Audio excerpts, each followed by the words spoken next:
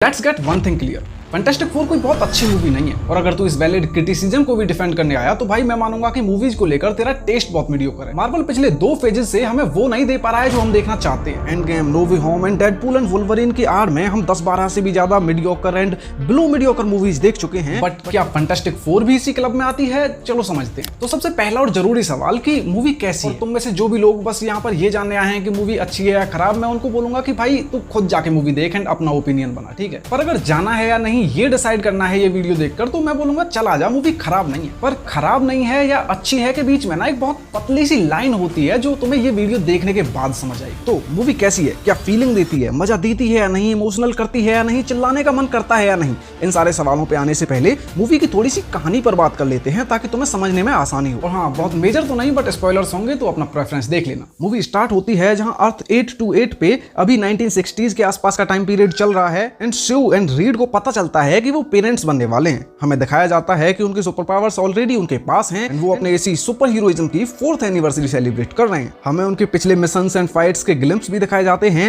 And when Sue and Reed tell Ben and Johnny, वो लोग अपनी फैमिली में एक नए चुटकू मेहमान के आने की तैयारियों में जुट जाते हैं। बैक्स्टर बिल्डिंग एक बार फिर से कस्टमाइज की जाती है क्योंकि अब उसमें कुछ टाइम बाद एक छोटा बच्चा भी रहने वाला है। इसी तरह से मूवी किसी होलसमनेस में 15-20 मिनट बीत जाने के बाद एंट्री होती है सिल्वर सर्फर की, जो इनको बताती है कि Galactus is coming and your planet has been marked for death. Silver Surfer जब वहां से जाने लगती है तो जॉनी उसका पीछा करता है and in space she says something to Johnny in her own language, जो कि पिक्चर में आगे काफी बड़ा रोल प्ले करता है। Now fast forward, by tracing हर एनर्जी सिग्नेचर्स, रीड गैलेक्टस की लोकेशन का पता लगा लेता है एंड वो लोग गैलेक्टस तक पहुंच भी जाते हैं। लेकिन वहां गैलेक्टस की नजर जब सू के पेट में फ्रैंकलिन रिचर्ड्स पर पड़ जाती है, ही सेज कि ठीक है मैं तुम्हारे प्लेनेट को बख्श दूंगा, तुम बस मुझे अपना ये बच्चा दे दो।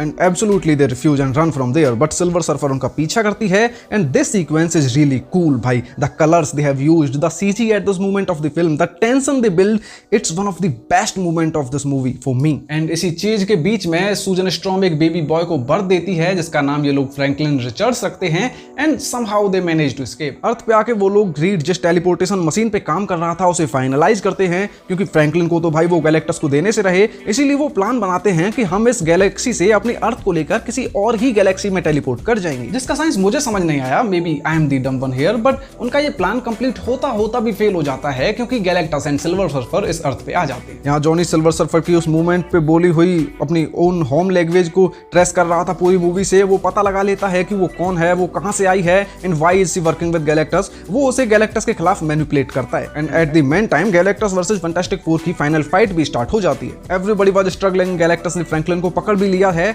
बट तभी रीड प्लान बनाता है कि जो पोर्टल खोलकर हम अपनी अर्थ को उस दूसरी गैलेक्सी में लेकर जाने वाले थे, क्यों ना उसी पोर्टल से गैलेक्टस को उस गैलेक्सी में पहुंचा दिया जाए। वो लोग इसी प्लान पे जाते हैं, सू अपनी पूरी पावर्स लगाकर गैलेक्टस को उस पोर्टल में धक्का दे देती है, रीड उसके हाथ से फ्रैंकलिन को भी छीन लेता है, लेकिन गैलेक्टस एक बार फिर से जब वापस आने लगता है क्योंकि अभी तक वो पोर्टल बंद नहीं हुआ था, तो साला बाल की सिल्वर सर्फर आकर उस पे अटैक करती है, उससे टकराती है एंड उसे अपने साथ लेकर उस पोर्टल के अंदर गिर जाती है। इधर यहाँ सू की डेथ हो जाती है क्योंकि भाई उसने अपनी पावर्स को हद से ज्यादा पुश कर दिया था, बट अनकॉन्शियसली बेबी फ्रैंकलिन उसे एक बार फिर से जिंदा कर लेता है। फैंटास्टिक फैमिली एक बार फिर से अपनी हैप्पी लाइफ को कंटिन्यू कर पाते हैं। Now the reason I was saying that this is not the best they could have delivered, वो ये है कि मूवी का क्लाइमैक्स अंडरवेलमिंग फील होता है। क्योंकि एक तो हम जो मानकर चल रहे थे कि डूम गैलेक्टस को मारेगा इस मूवी के लास्ट में, हमारा वो प्लान भी फेल हो जाता है एंड दूसरा गैलेक्टस अभी खत्म नहीं हुआ है, वो खतरा अभी टला नहीं है एंड वो कैरेक्टर जिससे मैं कॉमिक्स के टाइम से ही भाई बहुत सिंपैथी रखता हूं, the thing he was also so underused in the movie. लेकिन वहीं on the positive side Johnny Storm and Shalla Bal की सिल्वर सर्फर वाज ऑसम। हमारी भाभी जी की तो हम बात ही क्या करें, वो तो हैं ही इस मूवी की मेन कैरेक्टर।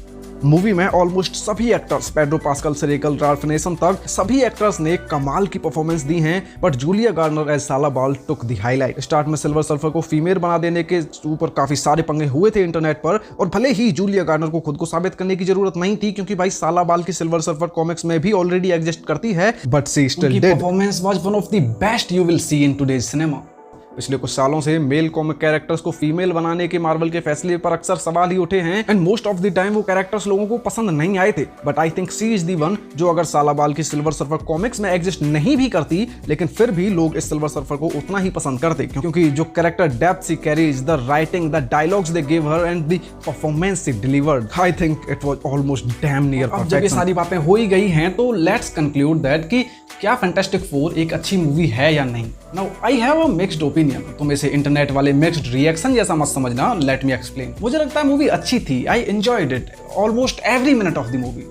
मूवी कभी भी ऑफ ट्रैक नहीं जाती, स्लो नहीं होती, स्पून फीड भी नहीं करती, बट शायद मैं इस मूवी से कुछ अलग एक्सपेक्टेशंस लेकर बैठा था। ये मूवी 2025 की one of the most anticipated movie है, शायद मैं इसीलिए थोड़ा ज्यादा हाइप्ड अप था। या फिर ये भी हो सकता है कि तुमने अगर मेरी पिछली वीडियो देखी हो तो मैं मान के चल रहा था कि भाई इस मूवी में डूम तो होगा ही होगा, कुछ तो प्रॉब्लम थी आई मीन। पर जो एक्सपेक्टेशंस में लेकर चल रहा था ये मूवी उन्हें मैच नहीं कर पाई, and maybe that's why मैं बोल रहा हूँ कि मुझे ये मूवी खराब तो नहीं लगी बट बहुत अच्छी नहीं लगी। अगर मुझे तुम्हें कुछ सजेशन देना हो तो मैं बोलूंगा कि भाई तुम अपनी एक्सपेक्टेशंस को कंट्रोल में रखना, ज्यादा कुछ एक्सपेक्ट करके मत चलना, बस जाना मूवी एंजॉय करने, मूवी तुम्हें पसंद आएगी। एंड या दैट्स ऑल।